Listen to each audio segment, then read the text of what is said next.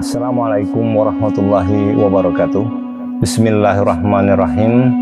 Innal hamdalillahi nahmaduhu wa nasta'inuhu wa nastaghfiruh wa na'udzubillahi min syururi anfusina wa min sayyiati a'malina may yahdihillahu fala mudhillalah wa may yudhlil fala hadiyalah. Asyhadu an la ilaha illallah wa asyhadu anna Muhammadan abduhu wa rasuluhu la nabiyya ba'da. Amma ba'du. Bergaul dengan kenalan. Hati-hatilah terhadap mereka, karena sesungguhnya engkau tidak mengenal keburukan kecuali dari orang yang telah kau kenal. Adapun seorang teman, maka ia adalah orang yang bisa membantumu, sedangkan seorang awam tak akan berpengaruh bagimu. Sesungguhnya keburukan itu semuanya berasal dari para kenalan yang menampakkan persahabatan lewat lidah mereka. Oleh karena itu, usahakan untuk mengabaikan mereka. Apabila engkau terpaksa berhadapan dengan mereka di sekolah, di masjid, di pasar, di tempat kerja, atau di sebuah negeri, engkau tak boleh menghinakan mereka, sebab engkau tak mengetahui, bisa jadi dia lebih baik darimu.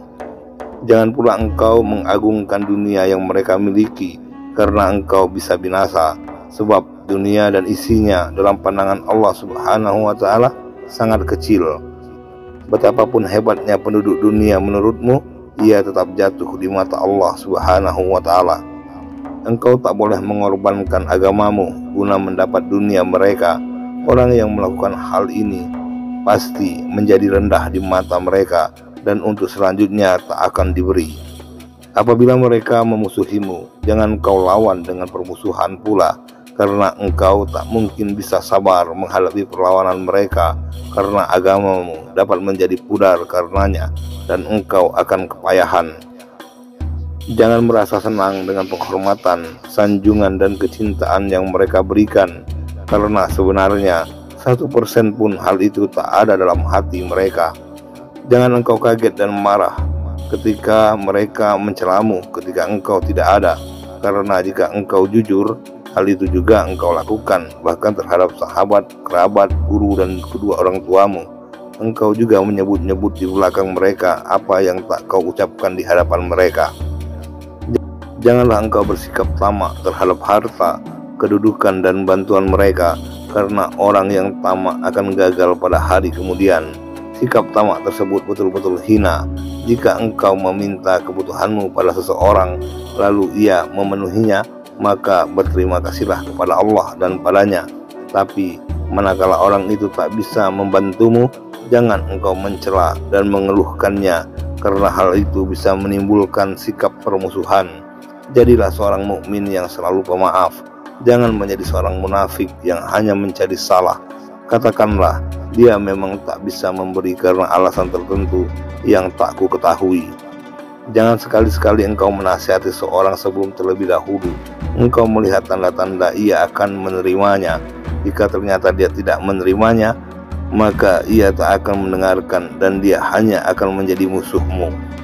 Jika mereka berbuat salah dalam satu persoalan dan mereka tetap tak mau belajar, maka jangan engkau mau mengajari mereka, sebab mereka hanya akan memanfaatkan ilmumu dan akan menjadi musuhmu, kecuali jika sikap mereka itu terkait dengan maksiat yang mereka lakukan. Maka ingatkan mereka pada kebenaran secara lemah lembut dan tidak kasar. Jika engkau lihat sikap mereka baik, bersyukurlah kepada Allah yang telah menjadikanmu dicintai oleh mereka. Tapi kalau mereka bersikap buruk, maka serahkanlah diri mereka kepada Allah Subhanahu wa Ta'ala, dan berlindunglah engkau kepada Allah dari keburukan mereka itu. Jangan engkau mencerca mereka. Begitu pula jangan engkau berkata pada mereka, mengapa engkau tak menghormatiku? Aku adalah Fulan bin Fulan. Aku seorang yang mulia dalam segi ilmu. Itu adalah ucapan seorang yang dungu. Orang yang paling dungu adalah orang yang menganggap dirinya bersih, lalu menyanjung diri sendiri. Ketahuilah bahwa Allah Subhanahu wa Ta'ala membuat mereka bisa menguasaimu akibat dosamu sebelumnya. Oleh karena itu, istighfarlah terhadap dosamu itu, dan sadarlah bahwa hal itu merupakan hukuman Allah atasmu. Perhatikan hak-hak mereka, abaikan perbuatan batil mereka, ungkapkan kebaikan mereka, serta diamkan keburukan mereka. Janganlah engkau bergaul dengan para pakih, terutama mereka yang sibuk dengan perselisihan dan perdebatan. Waspadalah terhadap mereka karena kedengkian. Mereka memang sedang menantikanmu terjatuh dalam keraguan, lalu mematahkanmu dengan prasangka. Mata mereka menguntitmu dari belakang. Mereka terus mengingat kesalahanmu saat bergaul dengan mereka, sehingga hal itu bisa menjadi senjata untuk menghadapimu ketika mereka marah dan berdebat kusir. Mereka tak akan memaafkan dan mengampuni kesalahanmu itu, serta tidak pula menutupi aibmu. Mereka selalu membuat perhitungan denganmu, dengki baik pada yang sedikit maupun yang banyak, serta terus menghasutmu untuk mencela dan membenci teman dan saudara. Jika senang, mereka akan bertutur kata manis. Sebaliknya, jika marah, dalam hati mereka terpendam murka. Dari luar yang tampak pakaiannya, sementara dari dalam mereka layaknya serigala. Inilah yang terjadi pada sebagian besar mereka, kecuali orang-orang yang dilindungi Allah Subhanahu wa Ta'ala. Bergaul dengan mereka hanya membawa kerugian, dan berteman dengan mereka hanya membawa penyesalan. Itu sikap mereka yang menunjukkan persahabatan denganmu. Lalu bagaimana dengan mereka yang jelas-jelas memusuhimu? Al-Qadi Ibnu Ma'ruf rahimahullah ta'ala berkata, berhati-hatilah terhadap musuhmu sekali, namun berhati-hatilah terhadap temanmu 1000 kali.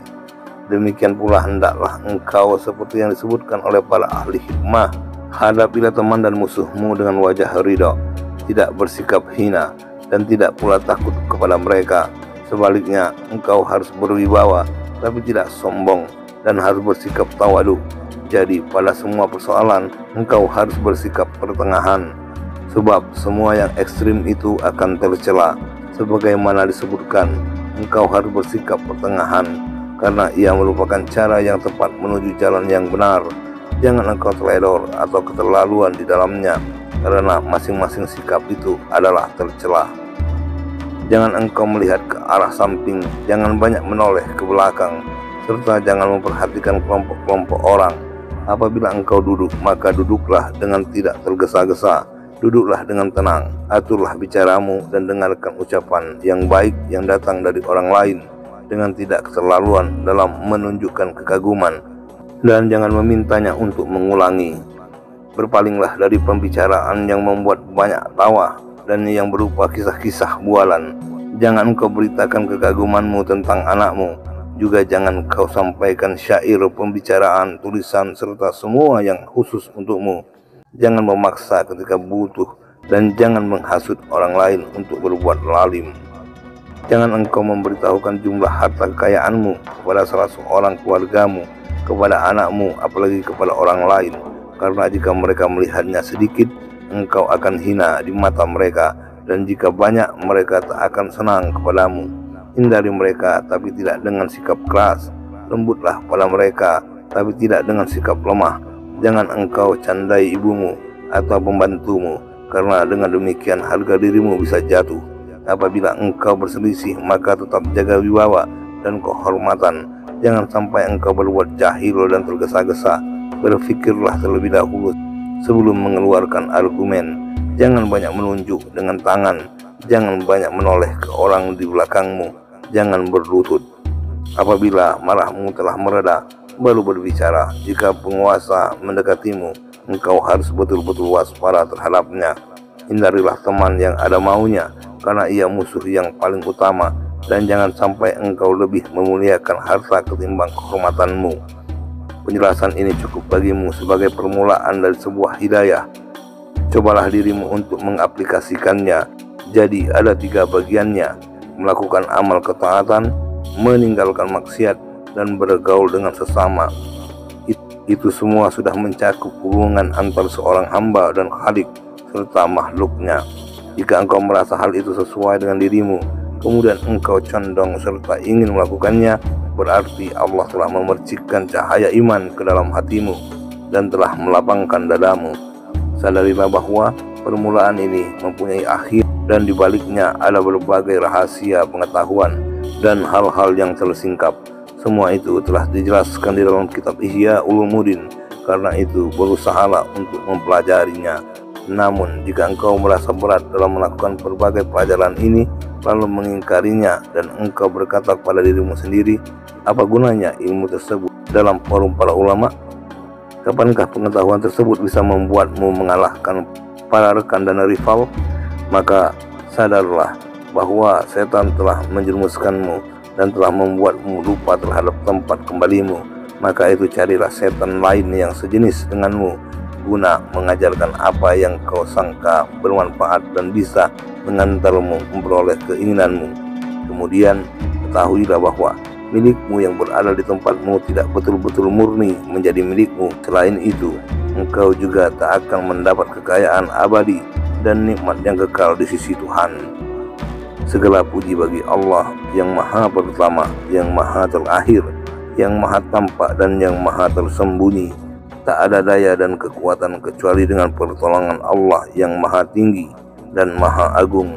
Salawat dan salam atas Nabi Muhammad SAW beserta keluarga dan para sahabat beliau semuanya.